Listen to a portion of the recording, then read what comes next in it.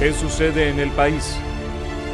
Tendencias del acontecer nacional en Análisis Situacional. Bienvenidos a Análisis Situacional. Les recuerdo nuestros nuevos horarios. 3 emisiones semanales. Domingos 11 de la mañana, domingos 8 de la noche y lunes 8 de la noche. Hoy nos acompaña Timoteo Zambrano, politólogo, diputado a la Asamblea Nacional, segundo vicepresidente de la Comisión para la Defensa del Esequibo, presidente de la Comisión de Política Exterior de la Asamblea Nacional, miembro de la Comisión Especial de Diálogo Nacional de la Asamblea Nacional, que preside Jorge Rodríguez, y también es secretario general del movimiento político Cambiemos. Bienvenido, Timoteo, ¿cómo estás? Gracias, Oscar Chemel, por haberme invitado a tu programa. ¿Primera vez? Creo que es la primera vez, así es. Así Ya que muy vendrán complacido. nuevas oportunidades. Muy complacido. Sí. Siempre te he seguido, he escuchado tus análisis. Igual siempre he seguido Me parece tus muy encuestas. profundo, bien acertado, muy equilibrado, muy sensato. Y eso es muy útil en estas épocas tan convulsionadas. No, y un país profundamente polarizado y una comunidad internacional terriblemente polarizada. A veces trata uno de colocar ahí la sensatez, ¿no? Venezuela insertada o colocada en un tablero geopolítico internacional. Bueno, ese fue el gran error del extremismo en Venezuela, que antes no había ocurrido y trajo la geopolítica al país, incorporando, yo diría desnudando potencias que al final han terminado decidiendo por ellos en cualquier negociación, y eso es una cosa triste, ¿no? Aunque de alguna manera, desde el inicio, con el gobierno de Hugo Chávez, desde el inicio de su presidencia, la injerencia de los Estados Unidos fue muy clara, muy evidente, quizás no tan descarada. En políticas, en algunas políticas, ¿no? Pero no era una injerencia que llegara al extremo de las sanciones, del bloqueo, de ese tipo de cosas. Incluso una injerencia que ha tenido que ver con el freno, con la contención de un conjunto de propuestas que ha tenido el extremismo en algún momento en que ha estado dialogando, que no ha permitido que esas salidas se hayan podido dar. La verdad que ha sido una sanción activa, una injerencia, como yo le llamo, activa, en la cual incluso como política ha tenido el que en Venezuela la gente se abstenga de votar y han puesto recursos para que eso ocurra, ¿no? Tradicionalmente el liderazgo político venezolano defendía, protegía la soberanía, la independencia del país. Estoy hablando de los adecos y los copillanos. Podía haber algún tipo de influencia, pero por lo menos se mantenían las formas. Claro, aquí había un nacionalismo político total, ¿no? En Venezuela, tanto en la época que existía de Copey nada más. Se hablaba de nacionalismo democrático. Claro, y luego se insurge el MAS como una organización de izquierda, y de alguna manera el país se fue modelando culturalmente hacia un tipo de socialdemocracia o democracia progresista, etcétera, y eso permitió que los valores democráticos se arraigaran muchísimo. Una cultura democrática enorme, y que además cuando el continente estaba plagado de dictaduras, Colombia, Venezuela eran quizás los países que más tenían fortaleza democrática. Y bueno, y de alguna manera nos involucramos en esos procesos, no desde la injerencia, sino desde la cooperación, ayudar a que se fortalecieran las organizaciones políticas, se fortaleciera la democracia y ir contra esas dictaduras. Ahora Venezuela está en la prepolítica, Chemel. Si tú la analizas, bueno, tenemos el tema, por ejemplo, el extremismo, ¿no? El estar solicitando que vengan potencias extranjeras a ocuparse del país, a ocuparse de los problemas de los venezolanos, cuando somos los venezolanos que tenemos que resolver nuestros asuntos, ¿no? Lo vemos en la abstención, eso es la prepolítica. Sí. Venezuela era un país con altísimos índices de participación. Ahora tenemos que educar nuevamente para la participación electoral como un elemento central de fortalecimiento de la democracia. Eso implica una transformación, una renovación de los partidos políticos. Totalmente. Y yo creo que lo hemos empezado de alguna manera, Chemer, con... Sí. Fíjate, la Mesa de Diálogo Nacional de aquel momento, cuando firmamos los acuerdos del 16 de septiembre del año 2019, en un momento en que el día anterior el extremismo se levanta de la mesa de Noruega, de Oslo, de Barbados, el llamado para ese momento G4, se levantan y nosotros estamos firmando un acuerdo. Ya teníamos 3 meses trabajando sobre ese acuerdo en una mesa de puros venezolanos. No nos hacía falta tener la tutela de ningún país. Bueno, y gracias a ese acuerdo iniciamos un proceso que nos ha traído hasta donde estamos hoy. Nombramos un CNE a través de la omisión legislativa, tuvimos que recurrir. Innovamos allí porque el recurso que se introdujo en el TSJ, ahí está el acuerdo. Si ese recurso lo revisa, ese es el acuerdo. Eso fue una innovación interesante, ¿no? Nombramos ese CNE, cambiamos el CNE, hicimos una modificación, unas reformas del sistema electoral, consagramos mayor proporcionalidad, cambiamos esa relación que existía antes, que el 70% era nominal y el 30% era proporcional. Ahora tenemos que el 52% es proporcional y el 48% es nominal. Y luego avanzamos hacia las elecciones del 6 de diciembre con todo un cronograma que lo cumplimos rigurosamente, 18 se hicieron 18 auditorías, se hicieron incluso por streaming, la gente lo pudo ver, pudo seguir, los grandes técnicos del mundo pudieron seguir esas auditorías. Y fíjate, ¿cuál era el objetivo? Te digo, te paseo por aquí porque creo que es importante que la gente hoy pueda conocer qué nos inspiraba, qué nos llevaba a tomar cada paso. El objetivo era con las elecciones del 6 de diciembre, no era un tema cuantitativo de correlación de fuerza, fíjate tú, porque sabíamos que el tema de la abstención ya era un tema para ese momento inspirado por el extremismo y por los que estaban afuera y por gobiernos. Era increíble ver gobiernos o ver organizaciones multilaterales como la Unión Europea llamando a la abstención. Eso es una cosa que yo jamás me imaginé que podía haber. Pero bueno, la OEA llamando a la abstención, o sea, eso era una cosa increíble. ¿La abstención o qué? O sea, o participas o qué, al final, ¿no? El que nunca, parece que nunca ha habido respuestas. Claro, pero ¿cuál era? Pero nosotros teníamos un objetivo claro, que era que esas elecciones del 6 de diciembre tenían que anular la dualidad de poder. Eso era clave. No podíamos tener dos asambleas, dos presidentes, entre comillas, dos tribunales supremos de justicia, en fin, dos cuerpos diplomáticos distintos, en manos de uno Citgo y Monómero, que era insólito ver eso sin ningún tipo de entrega de cuenta, de contraloría. Bueno, locuras como esa no podían continuar porque eso era parte de la gran confrontación interna y teníamos que golpear esa confrontación interna y esa polarización. Bueno, yo creo que eso lo logramos. Al día siguiente bajó esa tensión. Y en este momento sectores de la oposición extremista están clamando por participar. Claro, y nosotros hemos dicho que todo ese proceso nos llevaba a crear las condiciones para que todo el mundo participara. Y ahí están las condiciones, todo el mundo puede participar. Exitoso. Y yo creo que eso ha sido un éxito que va a tener, lo vamos a ver a futuro, porque a ti te gusta mucho el tema económico, en que bajado la confrontación, logrando estabilidad política, podemos ocuparnos de la economía, de estabilidad económica, de la estabilidad institucional, etcétera. De eso vamos a hablar en el siguiente segmento. Pero quisiera retomar el tema geopolítico. Se habla de que la nueva administración de la Casa Blanca, la nueva administración Biden, ha decidido una especie de repliegue táctico. Se descarta definitivamente la intervención militar, que ya era poco probable, pero siempre resultó una amenaza, se usó como una amenaza para generar una ruptura, sobre todo en el campo militar.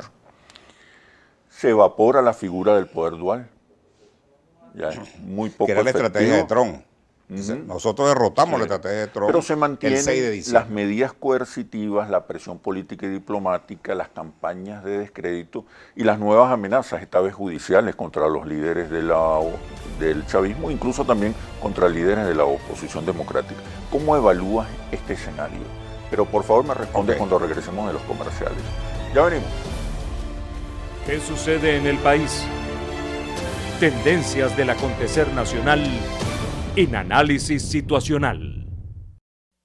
¿Qué sucede en el país? Tendencias del acontecer nacional en Análisis Situacional. ¿Cómo evalúas, Timoteo, el escenario de la confrontación geopolítica, de la rivalidad entre Estados Unidos y Venezuela, de la necesidad de un diálogo? Porque el conflicto político en Venezuela ya salió de las fronteras nuestras. Sí. Bueno, tenemos que tomar en cuenta que hay una nueva administración que recién está tomando Se posesión. esperaba que hubiese ¿no? cambios, ¿no? Yo creo que sí va a haberlo, va a ser más pausado, ¿no? Porque obviamente la administración Biden no va a querer cometer o tropezarse con los mismos errores que cometió la administración Trump. Eso es una cosa de librito, ¿no? Lo que ocurre es que le falta todavía quizás poder tener a sus altos funcionarios, los altos cargos, en funciones que no los tiene hasta ahora.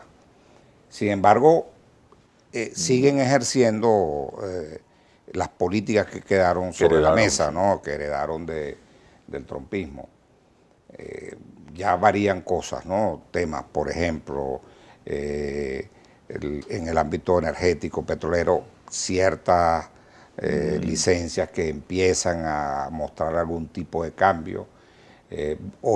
Vemos algunas declaraciones de altos cargos como Juan González, en la cual él dice, bueno, tendrá que tragar sapos a ambos lados y se tendrá que encontrar. Bueno, yo creo que con el respeto a los sapos, bueno, no es otra cosa que el deseo, a lo mejor, bueno, siéntense a conversar todas las partes. Es posible que entremos en una mesa de negociaciones Estados Unidos y Venezuela, tomando en cuenta que existe un conflicto geopolítico. ¿Cómo lo veo, no? Yo creo que no va a haber una mesa solo de Guaidó, bilateral. Solo Guaidó con el gobierno. Yo esa mesa no la veo en términos reales, porque es lo que quisiera los llamados G4 con factores de Estados Unidos como el embajador que está en Bogotá, el señor embajador que está allí. No, yo creo que de haber una mesa, que puede haberla, estaríamos sentados todos los factores opositores, ¿no? Quizás habría que negociar una agenda común y luego negociar con el gobierno una agenda común de ambas partes, porque eso es lo que corresponde. Bueno, sobre todo este número de puntos nos pondríamos de acuerdo para ir dándole solución y acordar cada uno de esos puntos. Yo vería algo así, y no tanto en el corto plazo, yo lo vería más hacia el mediano plazo. ¿Por qué? Porque estamos en un proceso electoral de la mega elección, que es el 21 de noviembre, estamos en pleno desarrollo del cronograma, empezamos la auditoría con el registro electoral, etcétera. Y bueno, no creo que eso esté en cuestión, ni va a formar parte de ninguna otra negociación.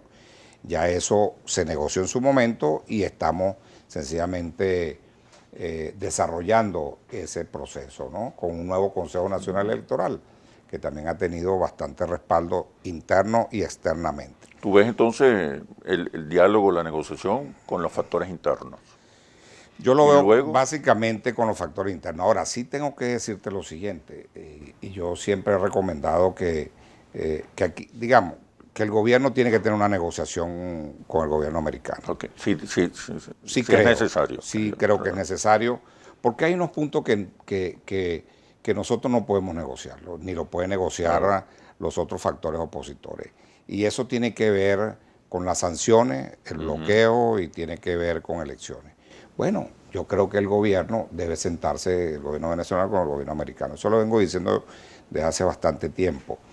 Porque, digamos, aquí se puede producir una negociación en dos niveles. En ese nivel y en el nivel aguas abajo de lo que tiene que ver internamente todos los factores. Esta elección va a ser muy importante por lo siguiente, porque nos puede encontrar a varios en varias partes del país. No veremos una elección, un acuerdo global en el país, pero sí pueden haber acuerdos puntuales.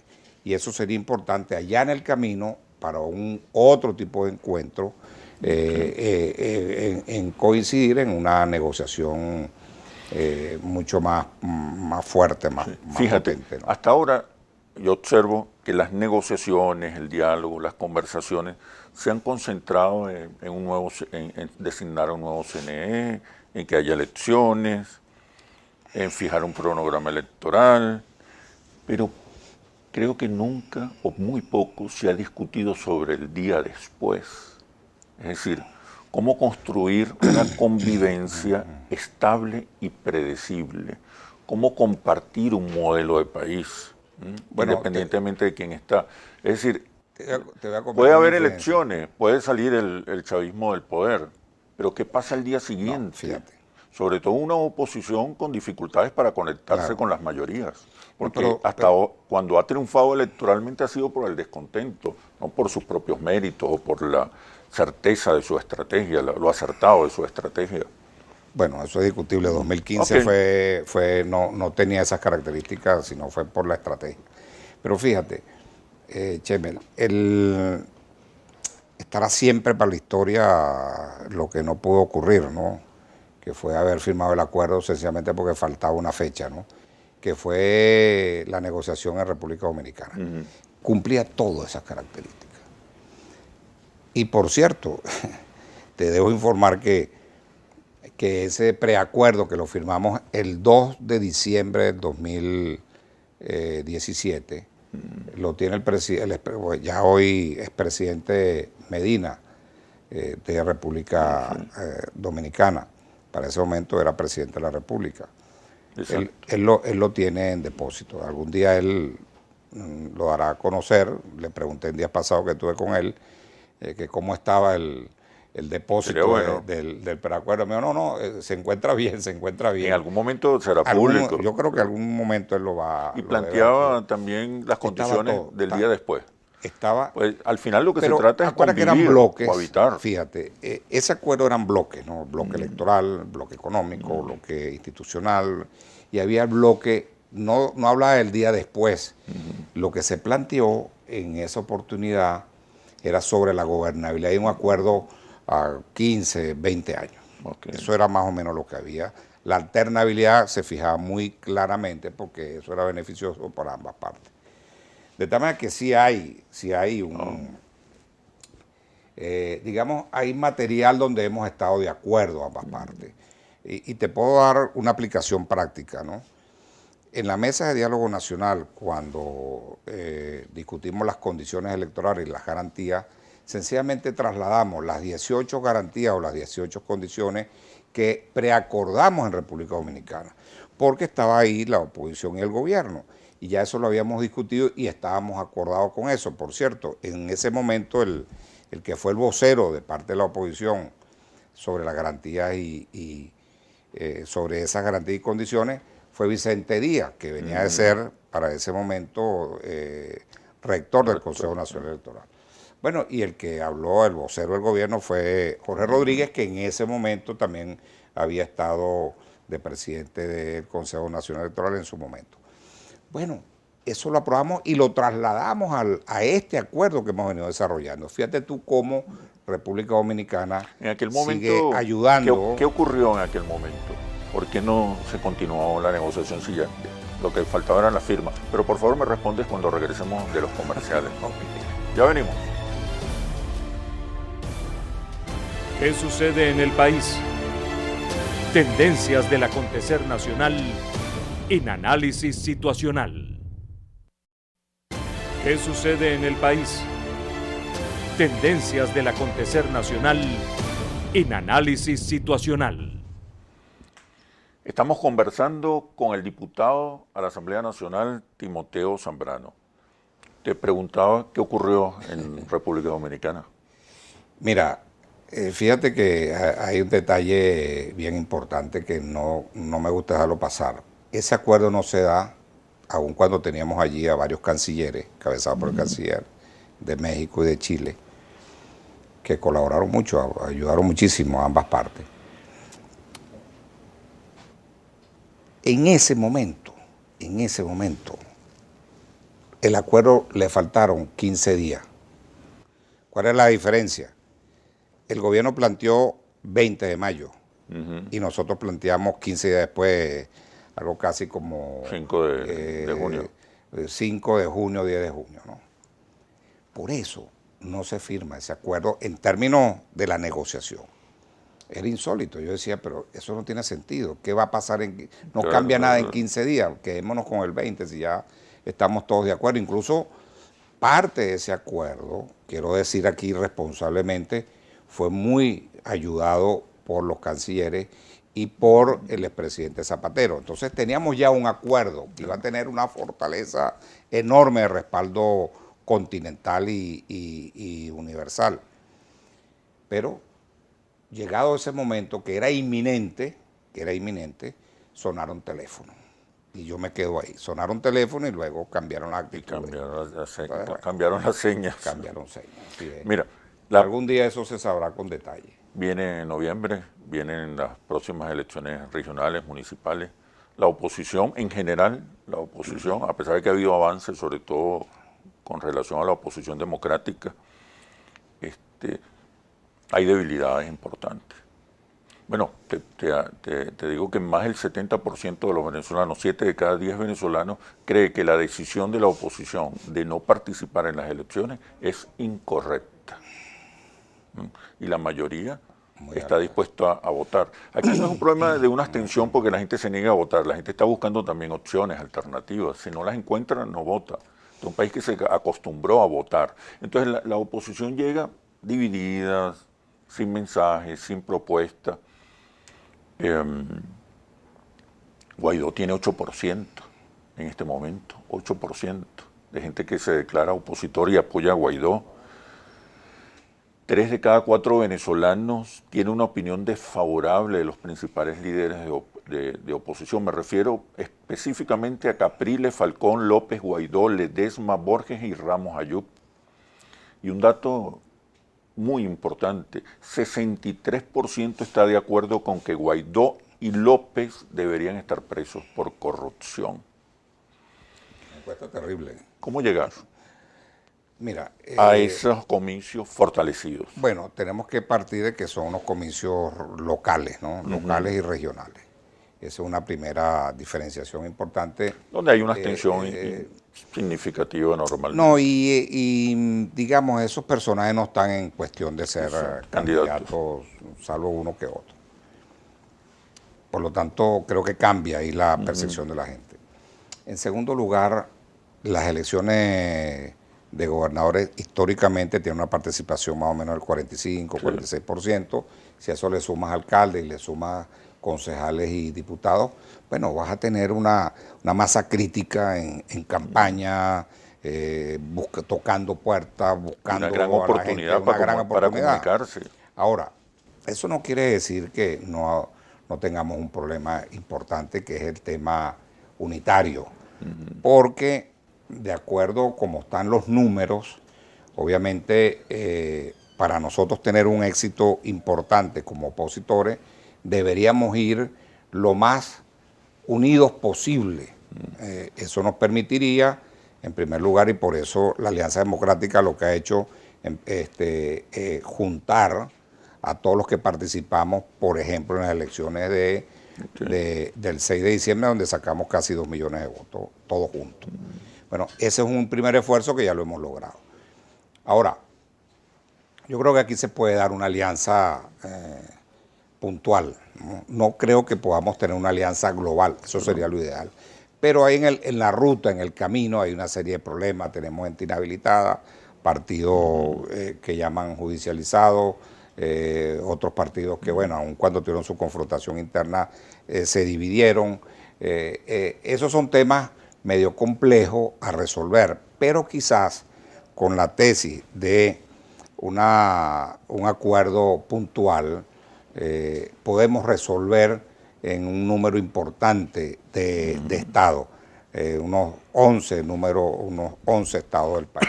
Y luego el resto estará en la construcción por parte de cada alianza individual de ver cómo logra tener el favoritismo de la gente. La Alianza Democrática de la que tú formas parte y, Sí. y la mayoría de los partidos de oposición, la nueva Alianza Democrática, ya resolvió el problema de una dirección política compartida, un mensaje compartido, una estrategia. El mensaje está resuelto, en la presentación de la alianza lo leyó el compañero Henry Falcón.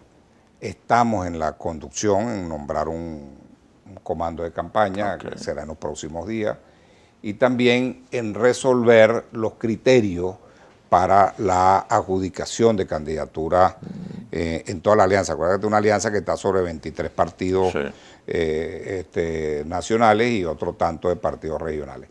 Entonces estamos en eso, todavía es pronto, cada quien está armando sus maquetas, sus propuestas para entrar en esa discusión, en la búsqueda del consenso.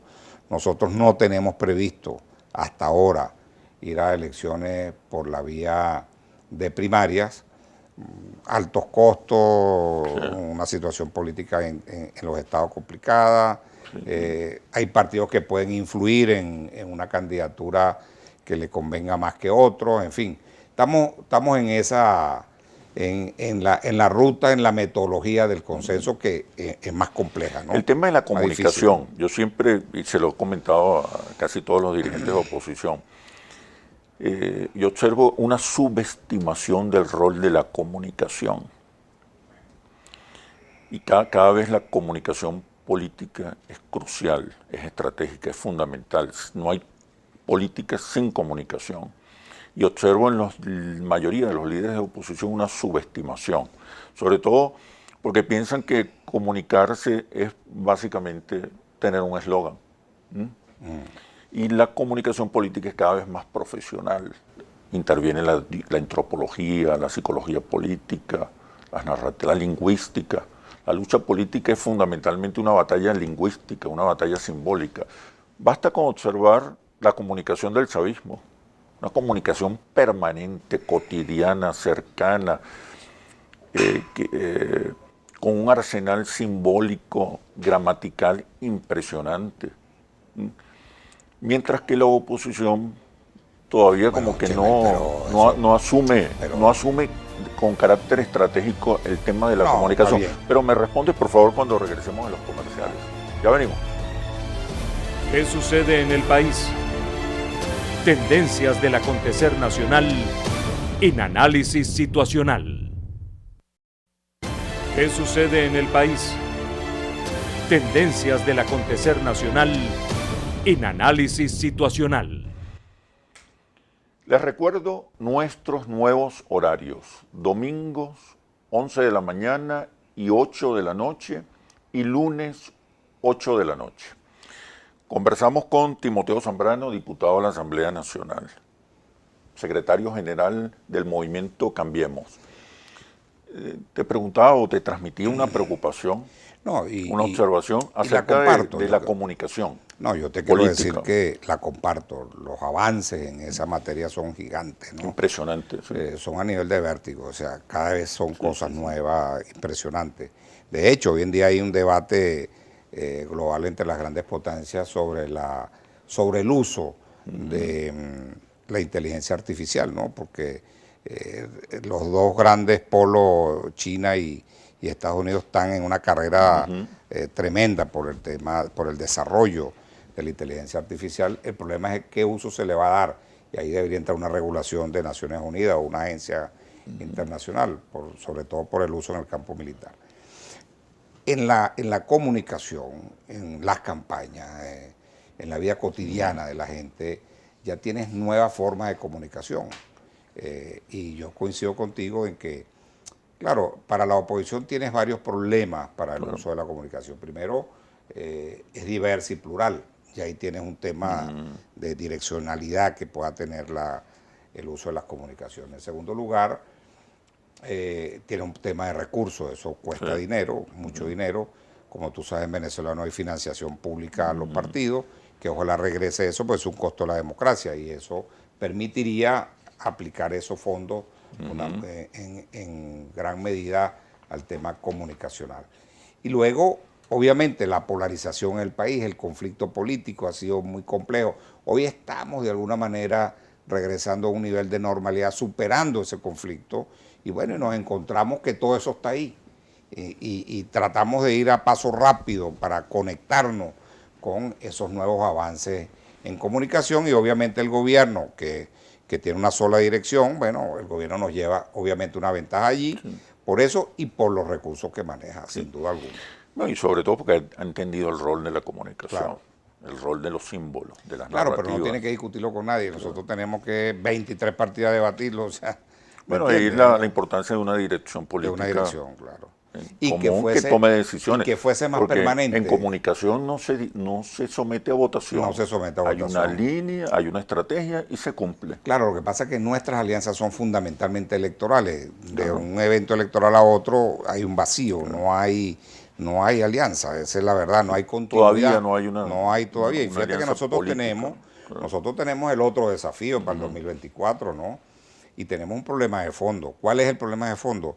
Si vamos a tener una alianza orgánica en los próximos 2, 3 años para llegar con esa alianza orgánica a un candidato único en el 2024. Ese es un problema. Yo creo que no la vamos a tener, vamos a tener que hacer un gran esfuerzo. Se abre la posibilidad de tenerla, pero luego tienes la otra ruta, que es que insurja un outsider y que a partir de ese outsider se unifique la oposición, pero a través de ese outsider. Claro. Esa es otra cosa. Entonces, ahorita no hay un líder visible único. No lo hay. Y además que el tipo de elección que tenemos son locales, regionales, entonces no te da para eso. Pero sí creo que una vez que concluyamos este proceso, no hay duda que empezarán a descollar personas, mujeres, hombres, que la gente empezará a visualizar como un posible outsider. De cara al 2024. Hombre o mujer con cara al 2024. No, ustedes han descartado un eventual revocatorio. Bueno, yo no lo creo, porque yo digo que para un revocatorio tendrías que tener una ley de referendo. Entonces eso no existe, tendríamos que entrar en una negociación para tener una ley de referendo, etcétera. Y yo creo que nos distrae de este proceso electoral y no podemos distraernos. Yo creo más en una estrategia de acumulación de fuerza, ganar gobernaciones, ganar alcaldías, ganar concejalías y diputados regionales. Y ahí tienes una fuerza importantísima en un corredor electoral donde participan unos 15 millones de electores que nos ubica con una mejor disposición y en unas mejores condiciones electorales para abordar el 2024. Esa es la visión que tenemos en Cambiemos. Y fundamentalmente, más allá de la correlación electoral, que como estrategia, cambios en la correlación de fuerzas simbólicas, cultural, emocional, lingüística, que es clave en una disputa política. Y fíjate que tenemos una buena oportunidad, ¿no? Nosotros estamos en la Alianza Democrática por la vía del consenso, no planteamos como una política la primaria. Yo creo que el gobierno se ha metido en un túnel complicado cuando ha metido la vía de la escogencia de sus candidaturas por la vía primaria. Porque, bueno, lo ha hecho en primero y segundo grado, eso es muy complicado. Yo creo que eso le va a traer unas consecuencias que nosotros debemos, en esa estrategia del gobierno y en nuestra estrategia, es consolidar el consenso para que no haya fuga frente a una estrategia que yo creo que se va a erosionar. No, yo creo que el gobierno va a salir erosionado de esas primarias, debemos aprovechar ese momento. Si tenemos claro, ¿no?, ese ancho de miras en lo que está haciendo el gobierno, yo creo que nosotros podemos tener una mayor ventaja en la metodología de escogencia, podemos salir mucho más fortalecidos, además con una política de acuerdos puntuales, donde todas las partes que están en la oposición puedan tener alguna representación y eso nos permitiría tener una mayor fortaleza frente a un gobierno que yo creo que va a salir más bien debilitado en esa metodología que decidió transitar. No hay que olvidar que el chavismo, más allá de un partido político, de una gestión, el chavismo es una comunidad emocional, es una cultura política, es una identidad de clase. Y eso son fortalezas que van más allá de la coyuntura, van más allá de la gestión. Mira, Ahora, el acceso al poder, compañero, olvídase, eso es complejo. sí. Y yo que viví tantos momentos donde se utilizó esa ruta de las primarias fueron terribles. Sí. El del enlace fue terrible. Sí. Y acuérdate de otra cosa, el péndulo, ¿no? El chavismo tiene ya 23 años de gobierno que no había cambiado, no había renovado nada.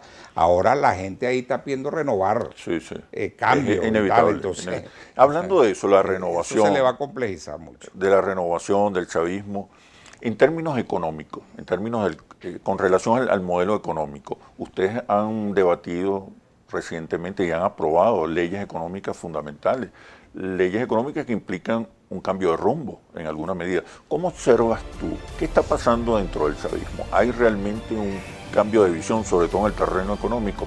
Pero me responde cuando regresemos de los comerciales. Ya venimos. ¿Qué sucede en el país? Tendencias del acontecer nacional en análisis situacional. ¿Qué sucede en el país? Tendencias del acontecer nacional en análisis situacional. Conversamos con el diputado Timoteo Zambrano. Te preguntaba, ¿qué cambios observas, sobre todo en el terreno económico? No, yo creo está que llegando yo creo que a un acuerdo con relación a un modelo económico compartido, común. Sí, yo creo que el gobierno que ha hecho unas propuestas, le hemos hecho algunos cuestionamientos de esas propuestas, pero digamos, en aras del interés general, hemos acordado votar esas leyes. ¿Te refieres a la ley antibloqueo? La ley antibloqueo, y que ahora sí se está empezando a desarrollar la ley antibloqueo con una serie de propuestas aguas adentro en el Parlamento. Y yo creo que eso es positivo, incluso expuesta a los agentes económicos, a los factores económicos, como Fede Cámara, en la cual estuve presente. Yo creo que eso favorece también el poder lograr consenso sobre un conjunto de medidas y de leyes que tiendan a recuperar la economía. Ahora, hay que conservar de este modelo quizás lo inclusivo que es el modelo y en términos en términos sociales, ¿no? Que es importante. Ese es un tema que se ha visto a lo largo de la historia democrática del país, ¿no? Desde la independencia. Pero sobre todo sí. En medidas concretas para la gente, ¿no? Ahora, difícil, el gobierno tiene que aceptar que él está en otra deriva, menos ideologizante, que es la deriva más socialdemócrata, por ponerle... O más pragmático. O más pragmático, más reformista. Sí. Yo creo que si el gobierno se sincera con el país, yo creo que puede ayudarle y puede ayudar a que el país se integre más en un esfuerzo común para salir de este atolladero económico en que hemos estado. ¿Qué significa hablarle más claro al país?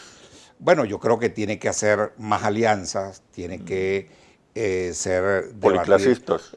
Sí, más policlasista, debe estar más inclusivo, más incluyente con factores de la economía, factores de los sindicatos, del mundo de la cultura, de los partidos, en fin, no ser tan sectario, porque el gobierno es bastante sectario. Entonces, debe ser mucho más abierto y creo que el país lo va a entender y lo va a comprender, porque en esa medida, si tú hablas, por ejemplo, con la gente de Fedenaga, del sector productivo, ahí tenemos que resolver muchísimos problemas, pero no hay que olvidarse que es el gran sector productivo del campo. Entonces, bueno, ¿por qué no incorpora la sugerencia? ¿Por qué no en una alianza te transas en una alianza con el sector productivo del país, del sector agroproductivo, agropecuario? Creo que el gobierno está viendo con claridad la importancia estratégica tiene que dar un paso del más, capital. Tiene que dar un paso más. Fíjate tú, por ejemplo... Más allá de las leyes.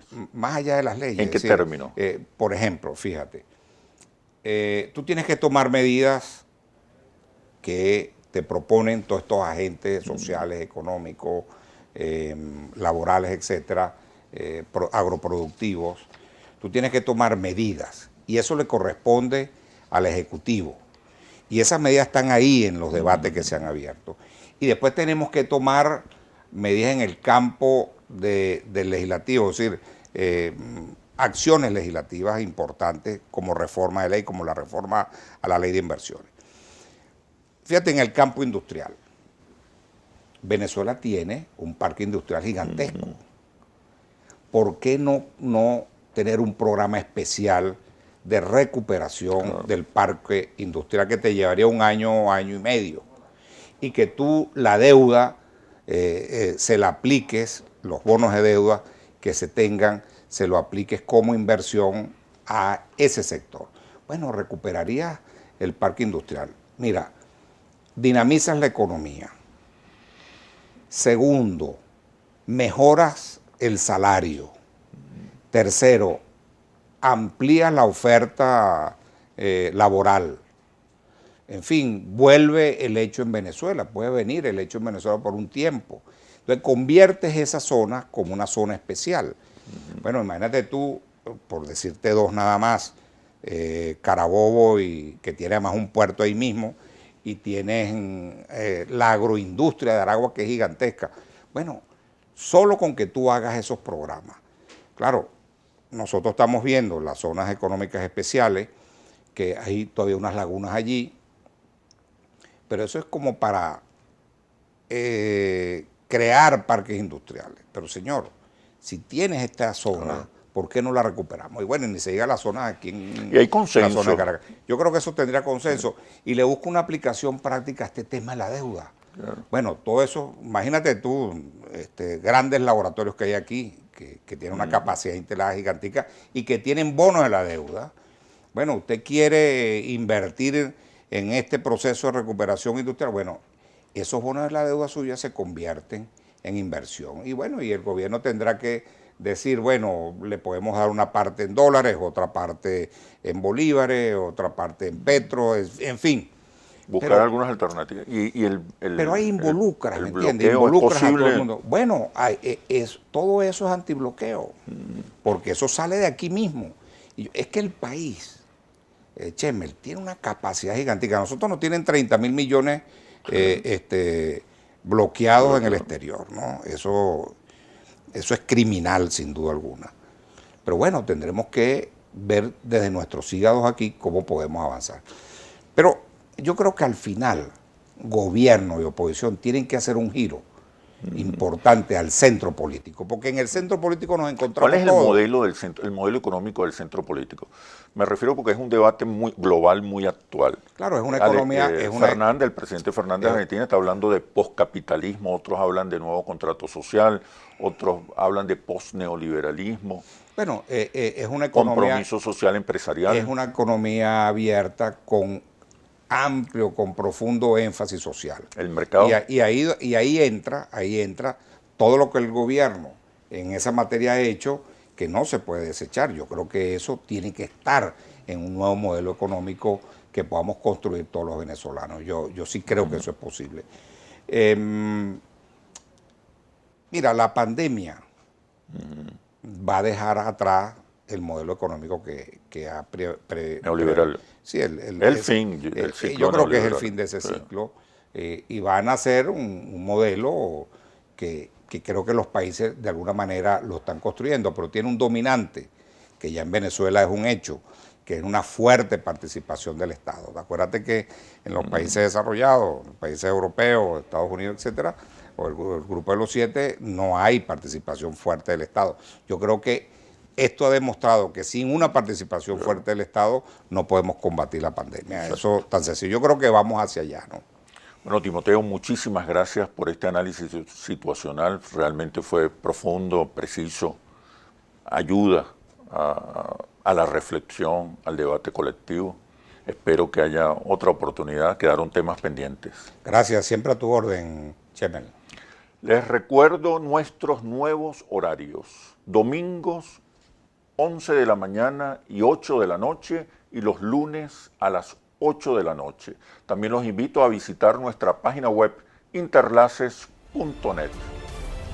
Los espero en un próximo análisis situacional por Globovisión, el canal de la paz y la reconciliación. Hasta pronto.